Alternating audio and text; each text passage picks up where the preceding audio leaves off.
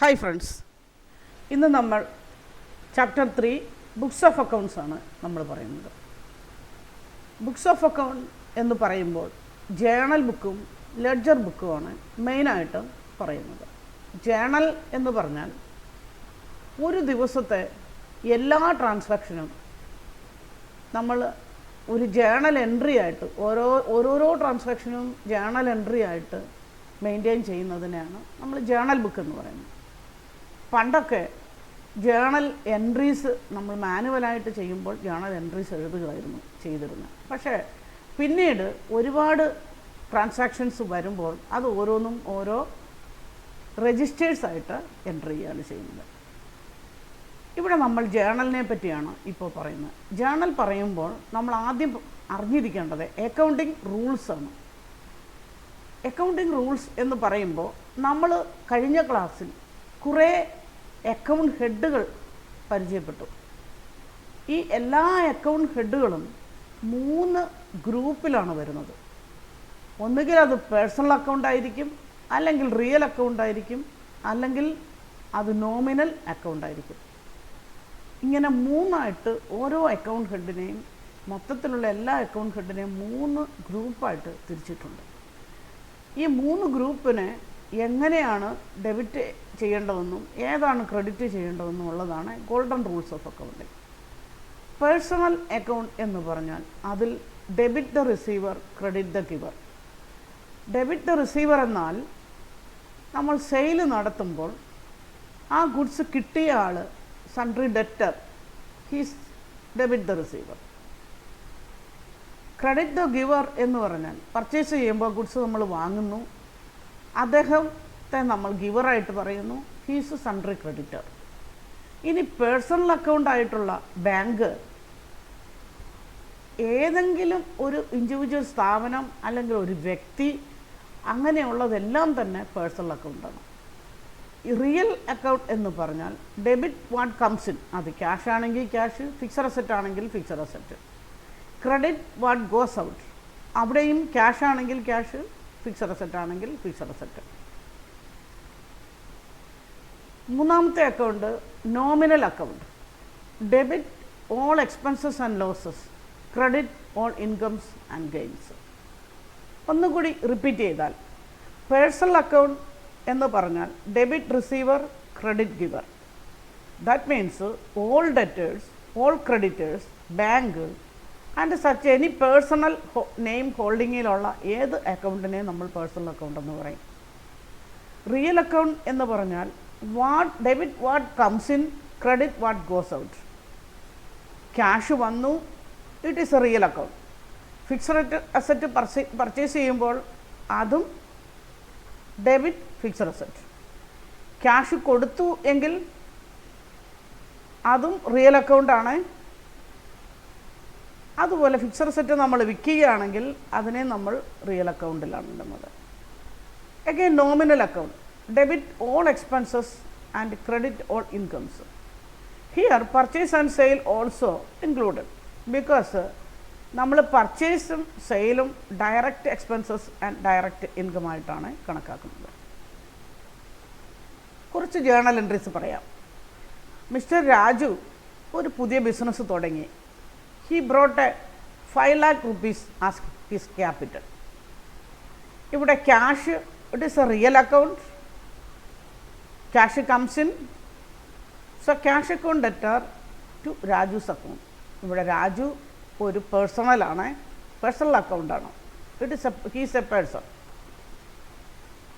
Again he deposited 4 lakh rupees in bank. Bank is a personal account. So bank account debtor to cash. Cash ഒരു real അക്കൗണ്ടാണ്. Again he given advance to landlord. ലാൻഡ് ലോഡിന് advance കൊടുത്തത് ഒന്നുകിൽ land ലോഡിൻ്റെ പേരിൽ വയ്ക്കാം, അല്ലെങ്കിൽ rent അഡ്വാൻസും തന്നെ പറയാം. So rent advance is a personal account. So rent advance debtor to bank. രണ്ടും പേഴ്സണൽ അക്കൗണ്ടാണ്. അഗെയിൻ ഫർണിച്ചർ 6,000 വാങ്ങി, ക്യാഷ് കൊടുത്ത് വാങ്ങി. So what comes in, real account, furniture debtor to cash, both are real account. Again purchased goods for 25,000. Purchased goods എന്ന് പറയുമ്പോൾ ബാങ്കാണെന്ന് പറഞ്ഞിട്ടില്ല, ക്രെഡിറ്റ് ആണെന്നും പറഞ്ഞിട്ടില്ല. So it is a cash transaction. Purchase account debtor to cash. Purchase is a nominal account. All expenses and incomes are nominal accounts. Cash is a real account. ഒരു journal entry നമ്മൾ എഴുതുമ്പോൾ അതിനൊരു date ഉണ്ടാകും, particulars ഉണ്ടാകും, ledger folio, അത് ഓരോന്നും അതതിൻ്റെ head of അക്കൗണ്ടിലേക്ക് ലെഡ്ജറിൽ പോസ്റ്റ് ചെയ്യുമ്പോൾ ഉണ്ടാകുന്ന ലെഡ്ജറിൻ്റെ പേജ് നമ്പറാണ് LF എന്ന് നമ്മൾ പറയുന്നത്. ഇത് ഡെബിറ്റ് എമൗണ്ട്, ഇത് ക്രെഡിറ്റ് എമൗണ്ട്. ഓരോ ജേണൽ എൻട്രിക്കും date, particulars, ledger folio, debit and credit, ഇങ്ങനെയാണ് ജേണൽ എൻട്രി എഴുതുന്നത്. Again he sold goods for 10,000. ഇവിടെയും ബാങ്കിലേക്ക് ട്രാൻസ്ഫർ ചെയ്തെന്നോ ക്രെഡിറ്റിലാണെന്നോ പറഞ്ഞിട്ടില്ലാത്തതിനാൽ ഇതിനെ ക്യാഷ് എൻട്രി ആയിട്ട് തന്നെ കണക്കാക്കണം. So cash account debtor, because cash comes in to sales. Sales is a nominal account, cash is a real account. Again sold goods for 8,000 to Balu. That means ബാലുവിന് ഇത് കടമായി തന്നെ കൊടുത്തതാണ്. So Balu account debtor to sales. Balu is a personal account and sales is a nominal account. Being goods sold to Balu.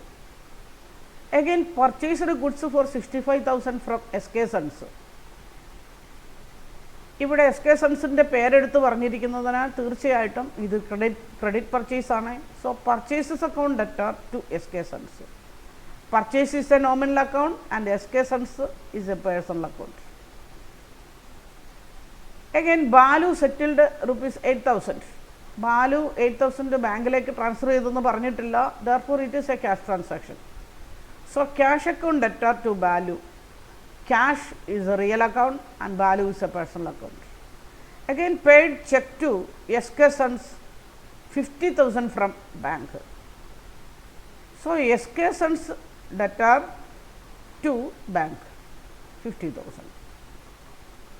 ഇവിടെ നമ്മൾ ഓരോ ജേണലിനെയും നമ്മളിവിടെ journal entry ആയിട്ടാണ് എഴുതിയിരിക്കുന്നത്. ഇങ്ങനെയുള്ള ഡെബിറ്റും ക്രെഡിറ്റുമായിട്ട് ഓരോന്നിനെയും നമ്മൾ ജേണലൈസ് ചെയ്യുന്നതിനാണ് ജേണൽ എൻട്രീസ് എന്ന് പറയുന്നത്.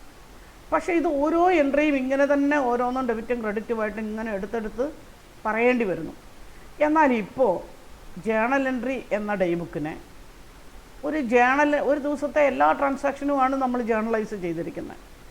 പകരം നമ്മൾ ഈ ജേണൽ എൻട്രിക്ക് പകരം പർച്ചേസസിനെ പർച്ചേസ് രജിസ്റ്ററായിട്ടും സെയിൽസിനെ സെയിൽസ് രജിസ്റ്ററായിട്ടും റിട്ടേൺ ഇൻവാർഡ് എന്ന് പറഞ്ഞാൽ സെയിൽസ് റിട്ടേണിനെ അതിനൊരു രജിസ്റ്ററായിട്ടും പർച്ചേസ് റിട്ടേണിന് റിട്ടേൺ ഔട്ട്വേർഡ് എന്ന് പറഞ്ഞ് നമ്മൾ അതിനൊരു രജിസ്റ്ററും മെയിൻറ്റെയിൻ ചെയ്യുന്നു. ഇതെല്ലാം ക്രെഡിറ്റ് ട്രാൻസാക്ഷൻ ആയിരിക്കും.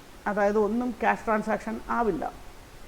പർച്ചേസസ് അല്ലെങ്കിൽ സെയിൽസ് ക്യാഷിലുള്ളതാണെങ്കിൽ അത് നമ്മൾ ക്യാഷ് ബുക്കിലാണ് എൻട്രി ചെയ്യുന്നത്. ഈ ജേണൽ ലെഡ്ജറിൽ നിന്നും അല്ലെങ്കിൽ ജേണൽ രജിസ്റ്ററിൽ നിന്നും ക്യാഷ് ബുക്കിൽ നിന്നും നമ്മൾ ലെഡ്ജറിലേക്ക് ജനറൽ ലെഡ്ജറിലേക്ക് പോസ്റ്റ് ചെയ്യും. ഇതിനെയാണ് നമ്മൾ ജനറൽ ലെഡ്ജർ എന്ന് പറയുന്നത്. ആ ജനറൽ ലെഡ്ജറിനെ ഓരോന്നിനും ഓരോ സെപ്പറേറ്റ് അക്കൗണ്ട് ഉണ്ടായിരിക്കുന്നതാണ്. ഒരു എക്സാമ്പിൾ പറയാം.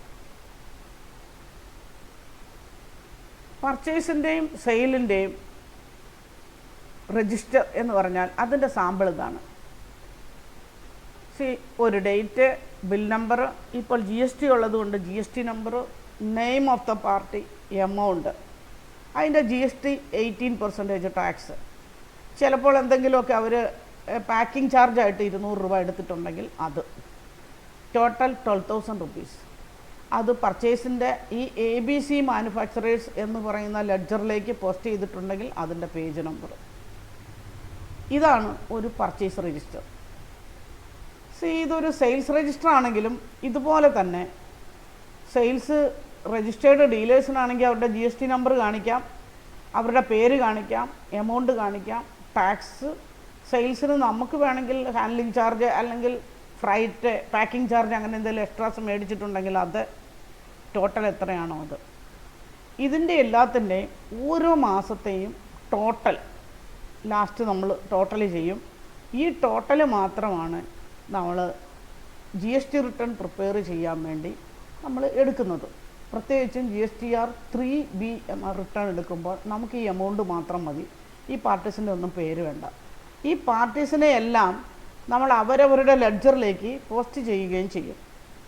എന്നാൽ GSTR1 പ്രിപ്പയർ ചെയ്യുന്ന സമയത്ത് ഓരോ സെയിൽ ബില്ലിനെയും പ്രത്യേകം എടുത്തിട്ട് നമ്മൾ പ്രിപ്പയർ ചെയ്യണം.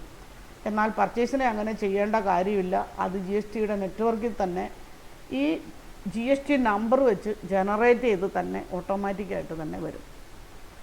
ഇക്കാര്യങ്ങൾ GSTയെ പറ്റി നിങ്ങൾക്ക് വിശദമായി പഠിപ്പിക്കുമ്പോൾ അത് പറഞ്ഞു തരുന്നതാണ്. ഇപ്പോൾ നമ്മൾ ഒരു സാമ്പിൾ രജിസ്റ്ററാണ് പറഞ്ഞേക്കുന്നത്. ഇതാണ് പർച്ചേസ് രജിസ്റ്ററും അല്ലെങ്കിൽ സെയിൽസ് രജിസ്റ്ററിൻ്റെയും സാമ്പിൾ. എന്നാൽ ഒരു സെയിൽസ് റിട്ടേൺ രജിസ്റ്റർ എന്ന് പറഞ്ഞാൽ നമ്മൾ ഒരു ഗുഡ്സ് സെയിൽ ചെയ്തു, ആ സാധനം എന്തെങ്കിലും കംപ്ലൈൻറ്റ് വന്നിട്ട് നമുക്ക് തിരിച്ച് തരികയാണെങ്കിൽ, സെയിൽ ചെയ്യുമ്പോൾ കസ്റ്റമറെ നമ്മൾ ഡെബിറ്റ് ചെയ്യുകയാണ് ചെയ്യുന്നത്.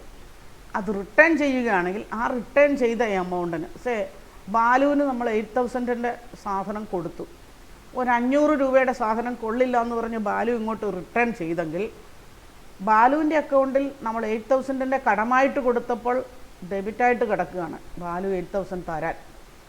500 രൂപയുടെ സാധനം ബാലു റിട്ടേൺ ചെയ്തെങ്കിൽ ബാലുവിന് നമ്മൾ ഉടൻ തന്നെ ക്രെഡിറ്റ് നോട്ടാണ് ഇഷ്യൂ ചെയ്യുന്നത്. ആ 500 രൂപയ്ക്കുള്ള ക്രെഡിറ്റ് നോട്ട്. ബാലു അക്കൗണ്ടിൽ ക്രെഡിറ്റ് നോട്ടായിട്ട് ക്രെഡിറ്റ് സൈഡിൽ 500 രൂപ കിടപ്പുണ്ടാവും, കുറച്ചിട്ടുണ്ടാവും. അപ്പോൾ ബാക്കി 8,000-ൽ നിന്ന് 500 കുറച്ചിട്ട് 7,500 ആയിരിക്കും അയാൾ തരാനുള്ളതായിട്ട് നിൽക്കുന്നത്. സെയിൽസ് റിട്ടേണിന് നമ്മൾ ക്രെഡിറ്റ് നോട്ട് ഇഷ്യൂ ചെയ്യുന്നു. പർച്ചേസ് റിട്ടേണിന് എന്നാൽ നമ്മൾ ഡെബിറ്റ് നോട്ടാണ് ഇഷ്യൂ ചെയ്യുന്നത്. SK സൺസിൽ നിന്ന് നമ്മൾ പർച്ചേസ് ചെയ്തു, അതിൽ നിന്ന് 2,000 രൂപയുടെ മെറ്റീരിയൽസ് നമ്മൾ തിരിച്ചു കൊടുത്തു എന്തെങ്കിലും കംപ്ലൈൻ്റ് ഉണ്ടായിട്ട്. നമ്മൾ പർച്ചേസ് ചെയ്തപ്പോൾ purchase account debit, SK account credit. അപ്പോൾ SKക്ക് ഈ 65,000 കൊടുക്കാനുള്ളതായിട്ടാണ് നിൽക്കുന്നത്. എന്നാൽ പർച്ചേസ് റിട്ടേൺ ഒരു 2,000 രൂപ വരുമ്പോൾ ആ കൊടുക്കാനുള്ള എമൗണ്ടിനെ നമ്മൾ ഡെബിറ്റ് സൈഡിൽ SKയുടെ ലെഡ്ജറിൻ്റെ ഡെബിറ്റ് സൈഡിൽ എൻട്രി ചെയ്യുമ്പോൾ ആ 65,000-ൽ നിന്ന് 2,000 കുറച്ചിട്ട് ബാലൻസിങ് എഫക്റ്റ് 63,000 നിൽക്കും. അപ്പോൾ പർച്ചേസ് റിട്ടേണിന് നമ്മൾ ഡെബിറ്റ് നോട്ടാണ് കൊടുക്കേണ്ടി വരുന്നത്. ഇത് ഒരു ക്യാഷ് ബുക്കിൻ്റെ ഒരു സാമ്പിളാണ്. ക്യാഷ് ട്രാൻസാക്ഷൻ മാത്രമായിരിക്കും ക്യാഷ് ബുക്കിൽ വരിക. നമ്മൾ ക്യാഷ് ബുക്ക് എഴുതുന്നതിന് മുമ്പ് ചിലപ്പോൾ ഒരുപാട് വലിയ ക്യാഷ് ട്രാൻസാക്ഷനൊക്കെ ഉണ്ടെങ്കിൽ നമ്മൾ ആ ഓഫീസിൽ പെറ്റി ക്യാഷിന് ഒരു ചെറിയൊരു ബുക്ക്, വേറൊരു ബുക്ക് ഉണ്ടാവും, അല്ലെങ്കിൽ സ്ക്രോൾ എന്ന് പറയും. ഈ പെറ്റി ക്യാഷ് ബുക്കിലേക്ക് വേണ്ടിയിട്ട് മെയിൻ ക്യാഷിൽ നിന്ന് കുറച്ച് പണം മാത്രമായിരിക്കും പെറ്റി ക്യാഷ്യറിൻ്റെ കയ്യിലേക്ക് കൊടുക്കുക. അയാൾ ആ ക്യാഷിൻ്റെ മാത്രം ട്രാൻസാക്ഷൻ ഡീലിങ്സ് മാത്രം എഴുതിയാൽ മതി. എങ്കിലും റൂൾസ് എല്ലാം ഒരുപോലെയാണ്. ക്യാഷ് ബുക്ക് ആയാലും പെറ്റി ക്യാഷ് ആയാലും സ്ക്രോൾ ആയാലും ക്രെഡിറ്റ് സൈഡ് ആദ്യം വരികയും ഡെബിറ്റ് സൈഡ് രണ്ടാമത് വരികയും ചെയ്യും. ഒരു എക്സാമ്പിൾ പറഞ്ഞാൽ ക്രെഡിറ്റ് സൈഡിനെ നമ്മൾ വരവെന്നും ഡെബിറ്റ് സൈഡിനെ നമ്മൾ ചിലവെന്നും എഴുതും. വരവ് ചിലവ് കണക്കാണ് ശരിക്കും ക്യാഷ് ബുക്ക്. ഇവിടെ ഒരു എക്സാമ്പിൾ നമ്മൾ പറഞ്ഞതിൽ രാജു 10/5-ന് ക്യാപിറ്റലായിട്ട് 5 lakhs കൊണ്ടുവന്നു, 11/5-ന് ബാങ്കിൽ 4 ലക്ഷം ഇട്ടു. ഇനി നമ്മളിവിടെ പറഞ്ഞ ഫുൾ ട്രാൻസാക്ഷനും ഇതുപോലെ തന്നെ ക്യാഷിലുള്ളത് മാത്രം, ക്യാഷ് ട്രാൻസാക്ഷൻ അഫക്റ്റ് ചെയ്യുന്നത് മാത്രം. സെയിൽസ് ഇത്ര വന്നു, അതിലെത്ര നമ്മൾ ചിലവ് ചെയ്തു, ഫർണിച്ചർ മേടിച്ചു, ഇങ്ങനെ ഓരോന്നും ഫർണിച്ചർ മേടിച്ചത് ഇവിടെ എഴുതണം. പർച്ചേസ് ക്യാഷിനാണെങ്കിൽ അതിവിടെ എഴുതണം. ഇങ്ങനെ നമ്മൾ ക്യാഷ് ബുക്ക് അല്ലെങ്കിൽ പെറ്റി ക്യാഷ് ബുക്ക് ഡീറ്റെയിൽ ആയിട്ട് ഞാൻ പറഞ്ഞു തരാം. അതേപറ്റി പഠിപ്പിക്കുമ്പോൾ കുറേ എക്സാമ്പിൾസ് വെച്ച്. ഇനി ഇതേ രാജുവിൻ്റെ തന്നെ ഒരു ലെഡ്ജർ നമ്മൾ എഴുതുകയാണെങ്കിൽ രാജുവിൻ്റെ ക്യാപിറ്റൽ അക്കൗണ്ട് 10/5-ന് ഇവിടെ നമ്മൾ ഡെബിറ്റാണ് ഫസ്റ്റ് സൈഡിൽ വരുന്നത്, ക്രെഡിറ്റാണ് സെക്കൻഡ് ആയിട്ട് വരുന്നത്. ആദ്യത്തെ കോളം ഡെബിറ്റും രണ്ടാമത്തെ കോളം ക്രെഡിറ്റുമായിരിക്കും എല്ലാ ലെഡ്ജറിലും, ജേണൽ എൻട്രീസിലും. എന്നാൽ ക്യാഷ് ബുക്കിൽ ആദ്യത്തെ കോളം ക്രെഡിറ്റും രണ്ടാമത്തെ കോളം ഡെബിറ്റുമായിരിക്കും. ബൈ ക്യാഷ് 5 lakhs എന്ന് പറഞ്ഞ് ഈ പറഞ്ഞ ഡേറ്റിൽ രാജുവിൻ്റെ ക്യാപിറ്റൽ എന്ന ലെഡ്ജർ അക്കൗണ്ടിൽ നമ്മൾ എൻട്രി ഇട്ടിരിക്കുന്നു. ഇത്രയുമാണ് നമ്മളൊരു ജേണലിനെ പറ്റി പറയുമ്പോൾ പറയാനുള്ളത്. ഇനി നമുക്ക് cash book, petty cash book എന്നിവയും അതിൻ്റെ ലെഡ്ജറിലേക്കുള്ള പോസ്റ്റിങ്ങും ഡീറ്റെയിൽ ആയിട്ട് പഠിക്കാം. നിങ്ങൾക്ക് എൻ്റെ വീഡിയോ ഇഷ്ടപ്പെട്ടാൽ നിങ്ങൾ ലൈക്ക് ചെയ്യുകയും സബ്സ്ക്രൈബ് ചെയ്യുകയും ചെയ്യാൻ ഒരിക്കൽ കൂടി അപേക്ഷിച്ചുകൊണ്ട് താങ്ക് യു.